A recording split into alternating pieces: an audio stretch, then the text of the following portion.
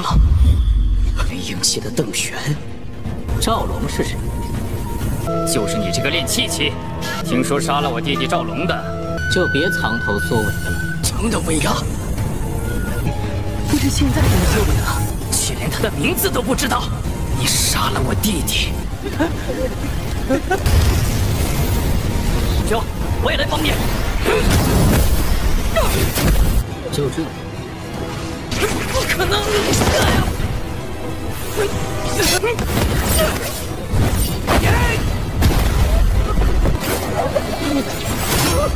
你这是在羞辱我吗？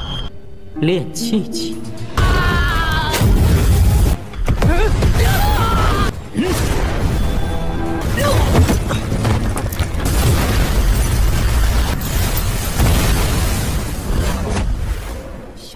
Dalam 70 年, episod 12 100,000 Refining Chi, kita bakal melihat si Suyang masuk ke sarang musuh guys, demi membantai para musuh yang ingin membantai dirinya dan mengganggu sekte Tianlannya. Tentu banyak sekali musuh yang bakal dia lawan hari ini. Nah lo, seru kan? Makanya kita review sedikit dulu buat part sebelumnya, di mana kita semua sudah melihat sekte Tianlan kedatangan musuh yang mengincar Suyang. Dikarenakan Suyang sekarang dijadikan sebagai buronan oleh ketua Chang guys. Hadiah bagi yang bisa membantai Suyang itu super duper fantastis. Namanya adalah Teng Xuan. Teng Xuan sangat percaya diri guys, sampai membosannya sekarat. Tentu Ting Feng dan Qing Shun gak membiarkannya dong, dan pertarungan pun terjadi. Keduanya kalah dikarenakan ranahnya yang cukup jauh berbeda, masih di bawahnya Teng Xuan guys. Teng Xuan yang sangat sombong meremehkan semua orang di sana. Tapi saat Suyang muncul, dia masih sempat meremehkannya lagi guys.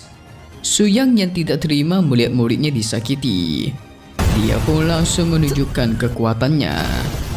Hanya perlu jalan dan tatapan saja, itu Teng Xuan auto ditekan oleh tapak Buddha raksasa dan auto tidak bisa bergerak.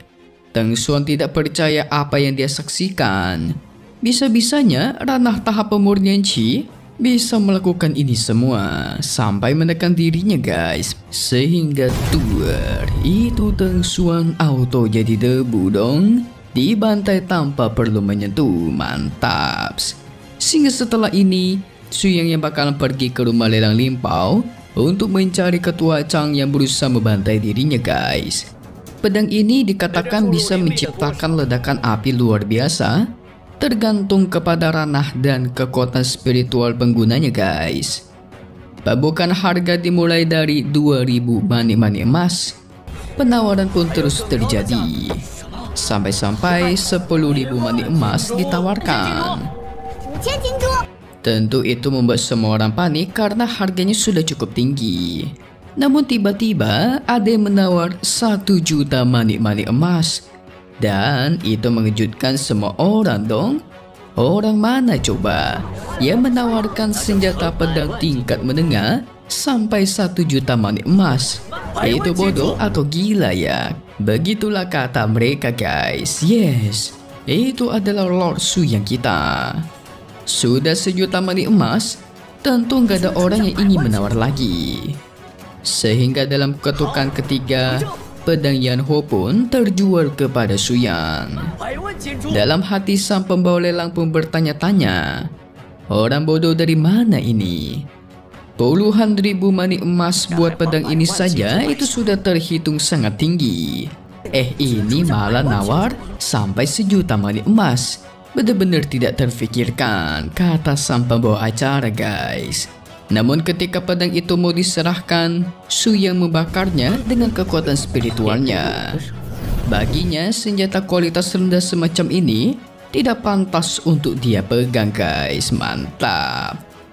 Tentu tindakan Suyang itu seakan-akan mengajak perang, memprovokasi rumah lelang Limpau. Tapi mereka tidak pernah menyangka pedang tingkat Xuan menengah itu bisa dibakar secepat itu guys. Namun Suyang cuma tertawa kecil dan menjawab, Bukannya rumah lelang limpau kalianlah yang mengirimkan orang untuk menghancurkan klanku? Dari situlah orang-orang sadar kalau Suyang ini adalah leluhur sekte Tianlan yang terkenal sudah membantai banyak sekali master di alam Jintan dengan sangat mudah. Teng Xuan yang berada di alam Yuanying juga dibantai sama si Suyang. Sungguh tidak bisa dipercaya. Tapi kedatangan Suyang sendiri ke sini juga membuat mereka berpikir kalau Suyang ini hanya cari mati, guys. Segera pembawa acara mencoba kabur, tapi tidak dibiarkan oleh Suyang dan dibuat jadi pil tubuhnya, guys. Waduh. Namun Suyang sadar ada orang yang mencarinya dan menyuruhnya agar segera keluar. Yang ternyata itu adalah Cao Pai. Dia mendengar kabar kalau Suyanglah orang yang sudah membantai adiknya Cao Long. Tapi Suyang tidak mengenali Cao Long, guys. 赵龙是谁？就是你这个练气气，听说杀了我弟弟赵龙的，就别藏头缩尾的了。 Cao Pai ini beberapa tahun lalu sudah mencapai tahap awal Yuan Ying. Dia juga merupakan seorang murid dari tetua kedua sekte awan iblis. Tekanan yang dia keluarkan juga sangat kuat. Dirinya murka melihat Suyang yang seenaknya membantai adiknya.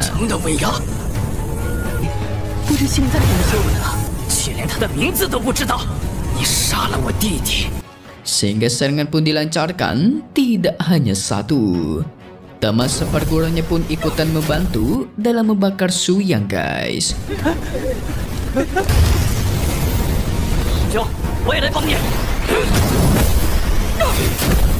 Mereka yakin dengan kombinasi penggabungan 10.000 setan api milik mereka ini, pasti Suyang sudah menjadi debu. Mereka begitu yakin sampai membicarakan kalau seperti ini, semua harta sekte Tianlan akan menjadi milik kita. Udah gitu di sana ada beberapa murid perempuan yang super cantik. Jadi kita bisa senang-senang bersama mereka lalu menjualnya supaya mendapatkan uang yang banyak. Buset dah, ini otaknya busuk banget asli. Sampai-sampai si Cao Pai berpikir kematian adiknya ternyata ada gunanya juga ya. Kacau. Mereka nggak tahu kalau si Suyang itu masih sehat walafiat, guys. Mereka yang masih asik ketawa jahat, tapi langsung terdiam ketika melihat Suyang yang selamat tanpa ada luka sedikit pun, guys. Cao Pai segera murka dan mengeluarkan pedangnya, tapi malah dengan mudah ditahan dan dipentalkan.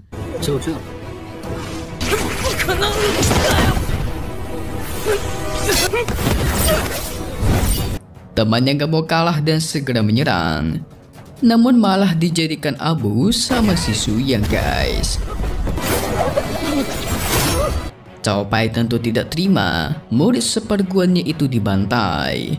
Tapi sayangnya hanya dengan sekali lambaian, Cao Pai ditekan ke tanah membuat lantainya hancur menghasilkan lubang cukup besar. Ternyata rumah lelang limpau ini menyembunyikan barang lain di bawah. Pasti banyak harta karun nih. Sehingga Suyang pun turun ke bawah, guys. Ternyata di sana adalah tempat ketua Chang bersembunyi. Suyang mencari-cari harta di sana. Ada tombak yang cocok dengan Ting Feng. Ada juga gelang yang dibuat dari batu giok cocok untuk Qingshu. Cao Pai yang tidak terima. Dia berada di ranah Yuan Yi menengah, tapi kok tidak berdaya di hadapannya Suyang. Suyang pun hanya mengaku dia berada di tahap pemurnian Qi.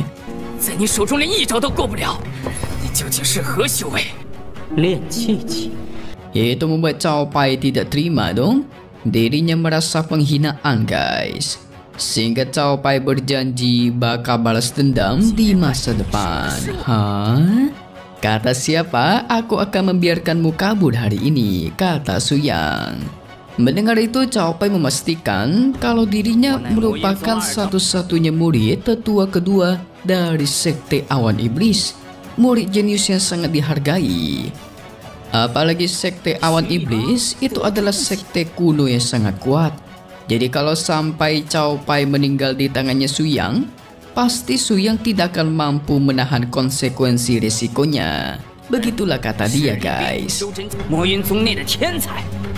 Dia pun menyuruh Su Yang agar berlutut dan meminta maaf. Waduh. Tapi segera dibuat terbang oleh Su Yang dan meledak di atas udara kayak kembang api, guys. Buset, buset. 来人！你这是在羞辱我吗？ Lagi-lagi dibuat jadi debu, guys. Asal kalian tahu ya, ada 3 hal yang sangat tidak disukai oleh Su Yang. Salah satunya adalah diancam, guys. 就是被 Su Yang pun melanjutkan mengambil harta-harta di sana. 阮东 Tapi Ketua Chang langsung mengaktifkan formasi di sana, yaitu formasi pengikat naga dan tuer. Ledakan luar biasa pun terjadi.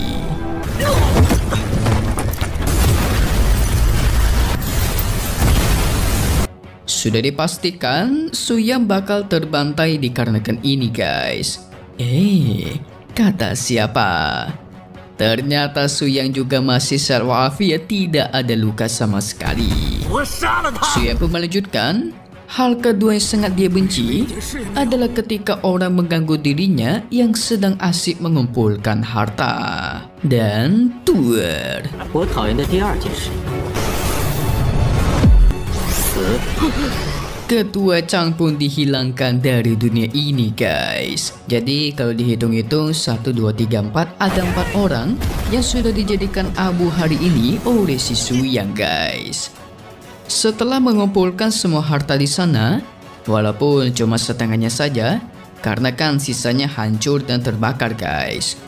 Su Yang pun memutuskan untuk kembali, tapi tidak lupa dia juga menghapuskan rumah lelang limpau dari kota mereka, guys.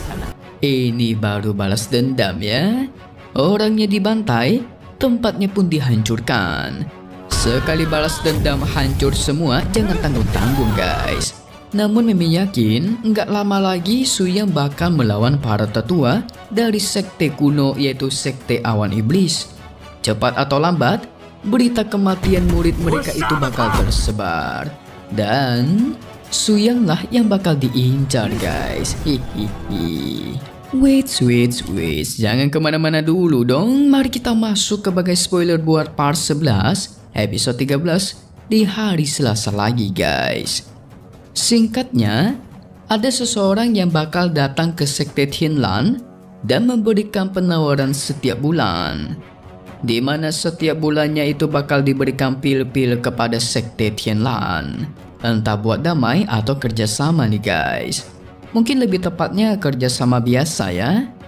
Tapi Su Yang malah membuang semua pil itu di hadapan mereka dan membiarkan binatang peliharaannya untuk memakannya, guys.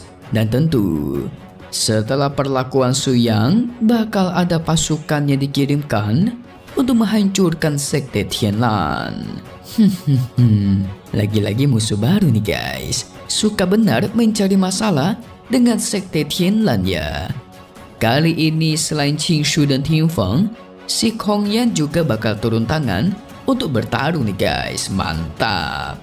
Pasti tindakan Su Yang tadi itu sudah diperhitungkan, guys. Emang musuh-musuhnya ini doang yang kayak nggak ada otak gitu loh. Sekali dikalahkan, kebanggaan diri mereka langsung turun dan mau balas dendam terus-menerus, guys. Orang mah kalau dewasa ya, sekali kalah ya sadar diri aja dan mengaku kekalahan. Segera introspeksi diri dan menjadi semakin kuat, ya nggak, guys? Daripada balas dendam terus dan malah menghabiskan harta, menghabiskan para murid, menghabiskan tenaga, mending menjadi semakin kuat ya kan? So selesai dulu untuk part 10 Lin Shi Shi Wen.